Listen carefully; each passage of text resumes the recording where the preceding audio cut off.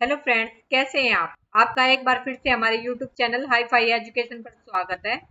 मैं आपकी अपनी संगीता दलाल आज आपके लिए लेकर आई हूँ क्रिया योग का टॉपिक, जो कि हमारा बहुत ही इम्पोर्टेंट टॉपिक है, जो हमारे षट दर्शन में जो योग दर्शन है उसके अंतर्गत आता है।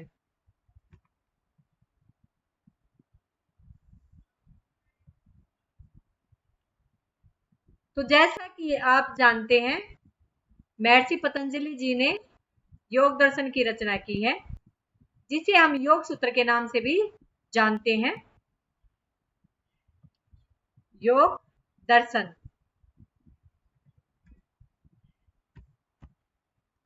या योग सूत्राज। योग सूत्र की रचना किसने की? पतंजलि जी ने। योग सूत्र की रचना किसने की? पतंजलि जी ने।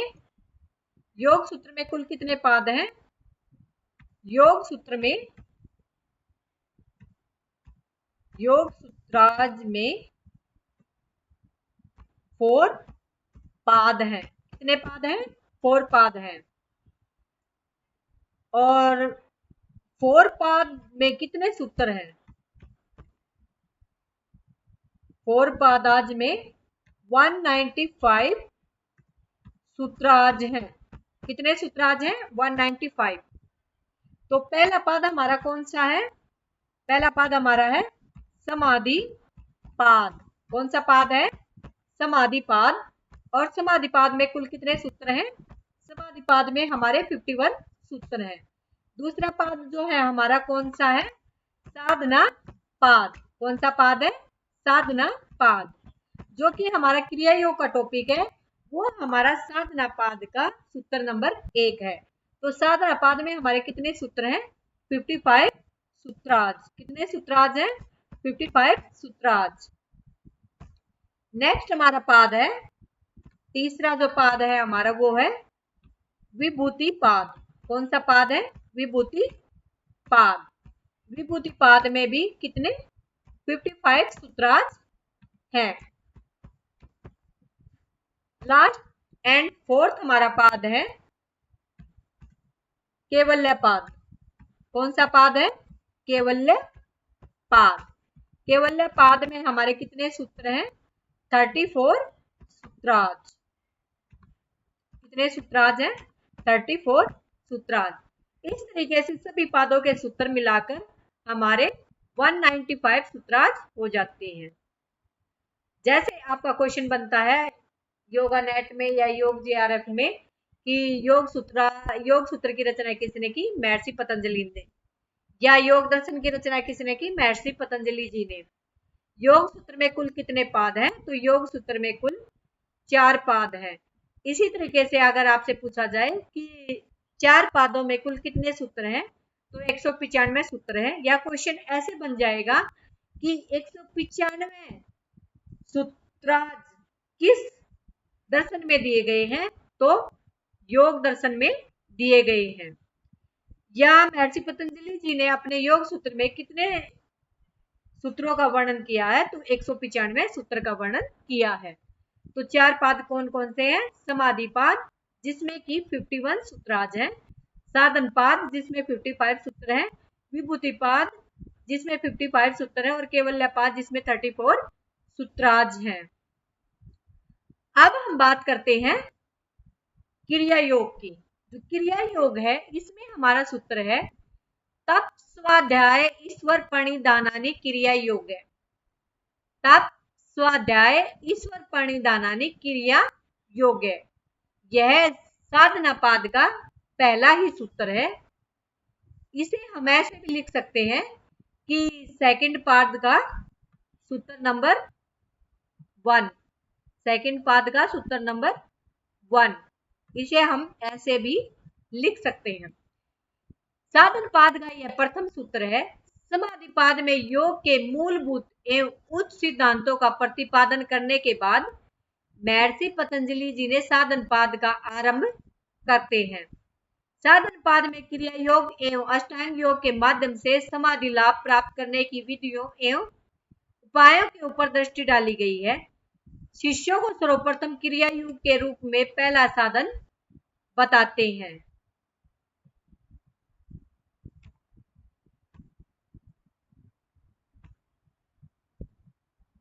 तो शिष्यों को कौन सा साधन बताते हैं? पहला साधन बताते हैं।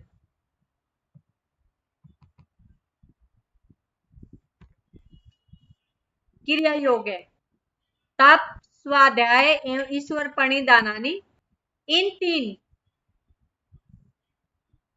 साधना पद्धति का समग्र अनुष्ठान क्रिया योग से कहा गया है।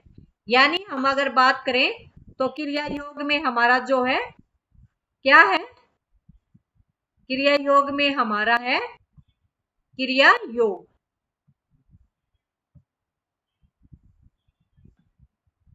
क्रिया योग, क्रिया योग को 3 पार्ट में डिवाइड किया गया है। कौन सा पार्ट है? तप, स्वाध्याय और सबसे पहले हमारा आएगा तप, तपय, फिर हमारा आएगा स्वाध्याय, स्वाध्याय, और तीसरा हमारा है ईश्वर प्रणिधानानि, ईश्वर प्रणिधानानि।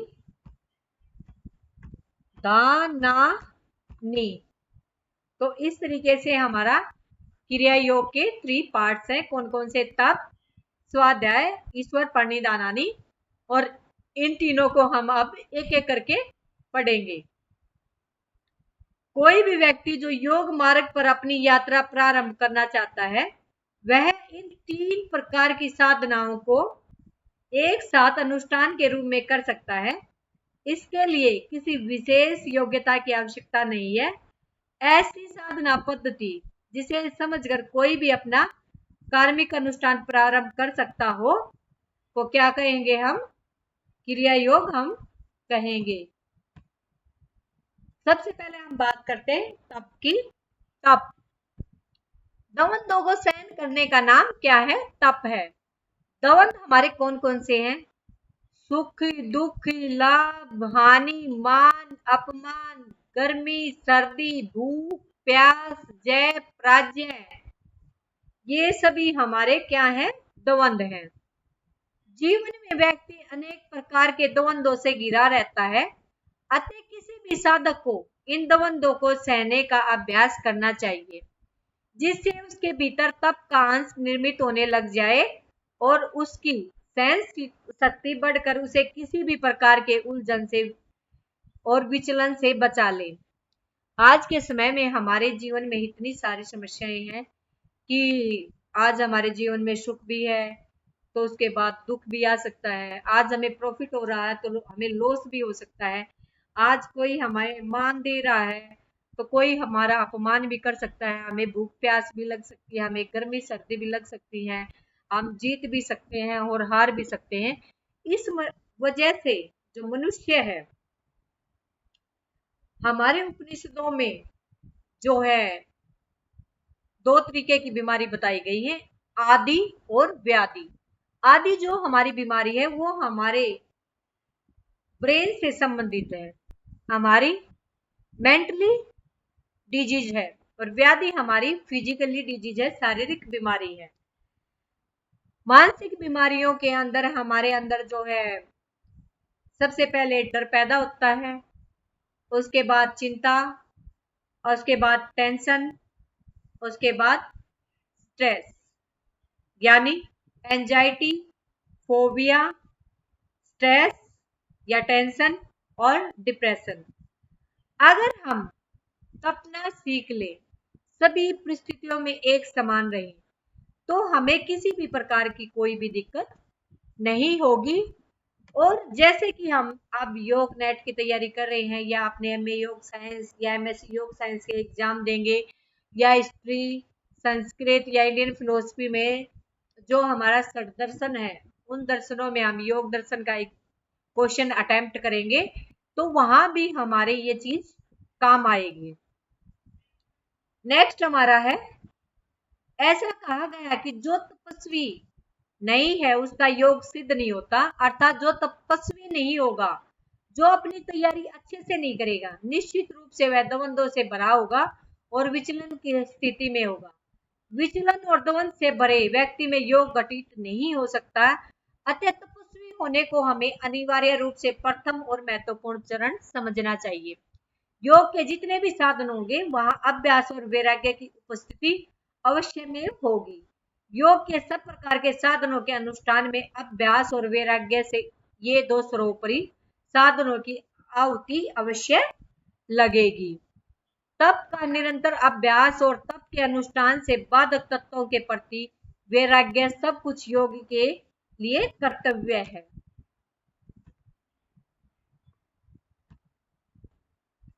दूसरा हमारा टॉपिक है जो क्रिया योग को हमें त्रिपाठ में डिवाइड किया था, तप, स्वाध्याय और ईश्वर प्रणिधानानि। ये हमारा है स्वाध्याय। क्या है? स्वाध्याय। स्वाध्याय शब्द दो शब्दों से मिलकर बना है। स्व का अर्थ है स्वयं और अध्याय का अर्थ है अध्ययन करना, यानी स्वयं का अध्ययन, अपने आप का अध्ययन।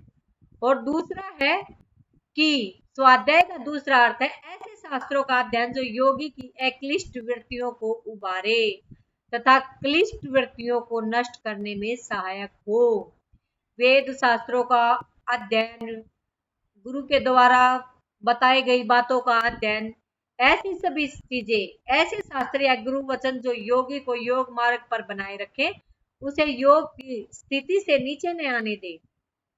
स्वाध्याय एक एंटीवायरस की तरह है जो बीच बीच में आने वाले संशयों को दूर करके बार बार साधक को योग मार्ग पर अनुमुख करता है। यदि कोई साधक तप तो करता है, ईश्वर प्रणिधान भी करता है, तो उसे कभी कभी संशय घेर सकता है। उस स्थिति में उसके योग मार्ग से गिरने की संभावना भी रहती है। अतः समग्र रूप से क्रिया योग का अनुष्ठान करणीय है। स्वाध्याय से साधक स्वतः योग मार्ग पर आरूढ़ हो जाता है।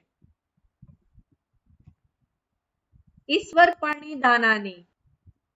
ईश्वर प्रणिधान मन, वचन, वाणी से अपने समस्त कर्मों को बिना फल की इच्छा किए सर्वमना ईश्वर को समर्पित कर देना ईश्वर प्रणिधान कहलाता है। ईश्वर प्रणिधान ने साधक स्वयं को निमित्त मात्र मानकर कर्मयोग का आश्रय लेकर अपने आश्रम विहित कर्मों को असंसित होकर करता है, जिससे वह द्वंद्व रहित हो जाता है और समाधि की ऊंची स्थिति तक पहुंच जाता है, कैवल्य की प्राप्ति कर लेता है। यहाँ पर समाधि योग सूत्र में या योग दर्शन में कई टाइप की बताई गई है, जैसे संप्रज्ञात समाधि, असंप्रज्ञात समाधि, विवेक ख्याति समाधि, धर्मेक समाधि। तो ये हमारी समाधि की अलग अलग अवस्थाएं हैं। योग में ईश्वर प्रणिधान एक प्रमुख साधन पद्धति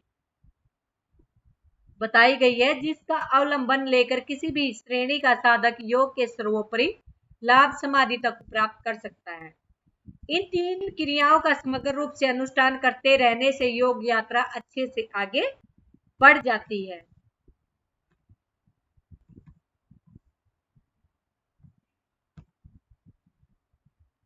तो आज के लिए हमने आज टॉपिक करवाया क्रिया योग। क्रिया योग से अगला हम सूत्र करेंगे नेक्स्ट अपनी क्लास में, पार्ट 2 में। और प्लीज मेरे चैनल को लाइक कीजिए, शेयर कीजिए और सब्सक्राइब करना न भूलें। धन्यवाद।